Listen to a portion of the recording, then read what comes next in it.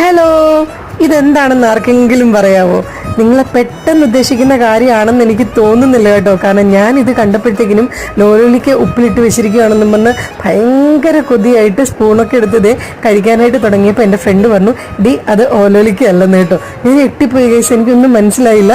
അങ്ങനെ ദേ അമ്മുക്കുട്ടി ഒന്ന് ടേസ്റ്റ് ചെയ്യാൻ നോക്കി. അമ്മുക്കുട്ടിക്ക് ആദ്യം അതിൻ്റെ ടേസ്റ്റ് ഒന്നും മനസ്സിലായില്ല. എന്താണെന്ന് ചോദിച്ചിട്ട് അമ്മുക്കുട്ടിക്ക് ഒരു ഐഡിയ ഇല്ലായിരുന്നു കേട്ടോ. അത് കഴിഞ്ഞ് നൈനുൻ്റെ കൊടുത്തപ്പോൾ നൈനു ആ വീട്ടിലെ തന്നെ ആയതുകൊണ്ട് നൈനുവിന് അറിയായിരുന്നു കേട്ടോ അത് എന്ത് സാധനമാണെന്ന്.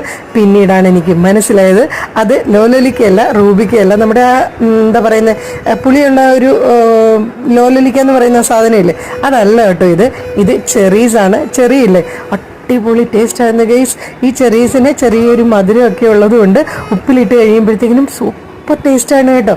അതിൻ്റെ കുരു കണ്ടില്ലേ. അപ്പോൾ ഇതെനിക്ക് ഒരുപാട് ഇഷ്ടപ്പെട്ടു. അപ്പോൾ ആർക്കെങ്കിലുമൊക്കെ ചെറീസ് കിട്ടുവാണെങ്കിൽ ഇങ്ങനെ ധൈര്യമായിട്ട് ഉപ്പിലിട്ടോ കേട്ടോ. സൂപ്പർ ടേസ്റ്റാണ്. ടാറ്റാ.